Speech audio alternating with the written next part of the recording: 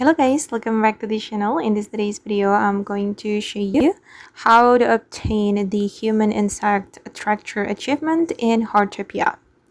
Okay, let's get into it guys. I just got the Human Insect Attractor Achievement today. And for the first step, wait for the insect catching event to start guys. For now, I would like to recommend you to start the event by yourself. You can go to Naniwa, and now the Lost Bug event is available, so you can start it. If you want to wait for the event hosted by the other players or hosted by Naniwa, that's okay. But of course, you need to wait a little longer because it's not always available. So I would like to recommend you to start it by yourself.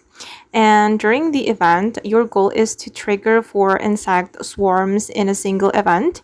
Every time an insect swarm appears, make sure you're nearby and continue catching insect as quickly as possible. And then the easiest way to complete this achievement is by joining an event with lots of other players. When more people are catching insect at the same time, insect swarms tend to appear more often, making it much easier to reach the 4 swarm requirement before the event ends.